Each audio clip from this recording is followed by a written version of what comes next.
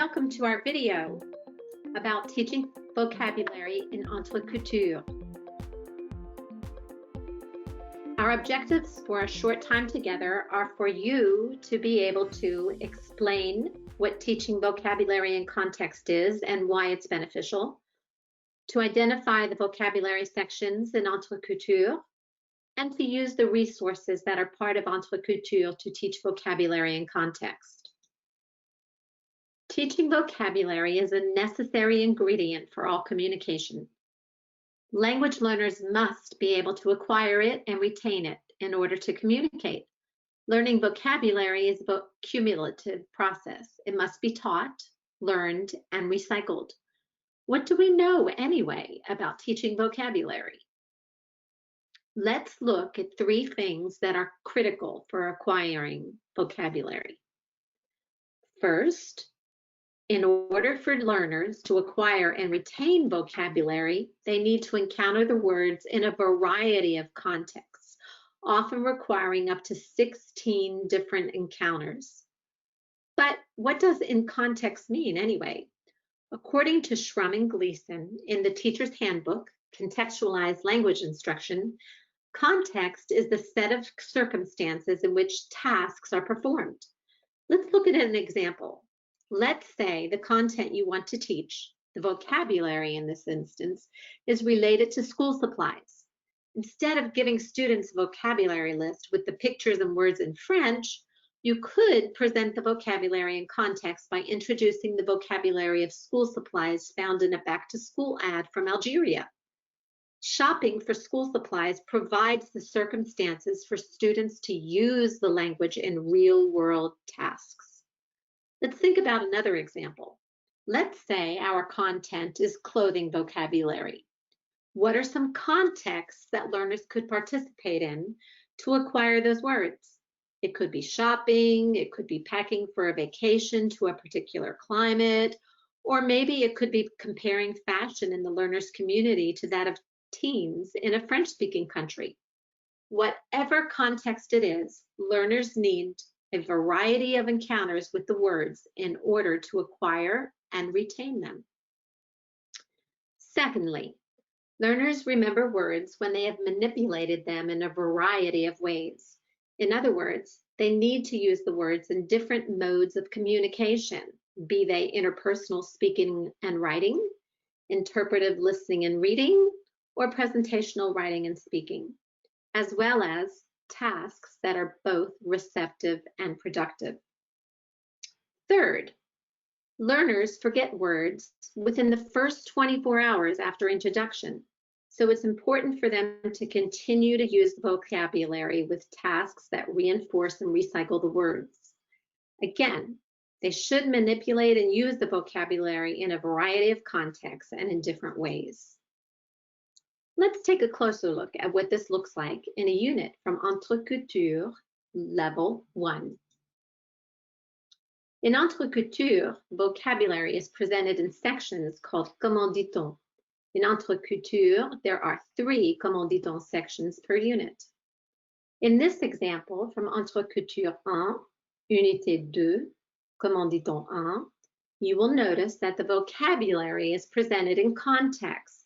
The context of a back-to-school sale ad from Algeria. Vocabulary is presented in small chunks so that students can acquire the language as opposed to memorize it. In the opening pages of the Comment dit-on section, students and teacher interact in the target language to make meaning and use the vocabulary in context. You will find instructional strategies for presenting vocabulary in the teacher edition of the textbook. The activities that follow the presentation of vocabulary are scaffolded and typically go from the receptive mode to the productive mode, moving from input to output. Let's look at some more of this section. After the vocabulary is presented, students have a variety of scaffolded learning activities in the 3 modes of communication: the interpretive, interpersonal, and presentational. In Activité 2, you will see that students listen to some native speakers talk about school supplies they have in their backpacks, and students put a check next to the words they hear. Bonjour tout le monde. Aujourd'hui, je vais vous présenter ce qu'il y a dans mon sac. Donc à l'intérieur se trouve mon carnet de liaison avec mon emploi du temps et les choses à noter pour les parents. Une calculatrice. Mon agenda pour tous les devoirs. Ma trousse avec à l'intérieur un stylo bleu, un porte-mine, un stylo vert pour toutes les corrections, un stylo noir pour changer de couleur quand je prends les cours, et un stylo rouge pour les choses importantes. Il y a aussi les surligneurs pour surligner, une paire de ciseaux pour découper. Donc voilà. Merci à tous. Salut. In the première étape of Activité 3, students do a simple presentational writing activity where they personalize the content by listing items that they have in their backpacks. In the deuxième étape, students take the list they made in the première étape and talk with a classmate for an interpersonal speaking activity. In Activité 5, étape 1, learners produce their own list of supplies needed for their classes. In Activité 6, learners continue to deepen their understanding and retention of the vocabulary in a small group speaking activity. On the same page, students find a réflexion interculturelle. Knowing about cultural products, practices, and perspectives lays a foundation for intercultural reflections.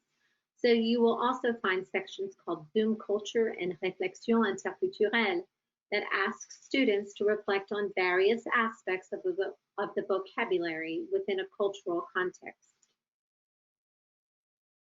Students also have a variety of resources available to them online to extend their practice beyond the classroom. These extension activities range from simple activities to practice of individual vocabulary words to more open-ended activities that use the acquired vocabulary in a variety of contexts in the different modes of communication. Through repeated exposure to a variety of vocabulary and contexts, students will make connections and advance their communicative and intercultural proficiency in French. I hope you've enjoyed this short video about how to teach vocabulary in context while using EntreCultures. If you have further questions, don't hesitate to reach out to us at info@waysidepublishing.com, and we'll provide you the extra support you need. Thank you.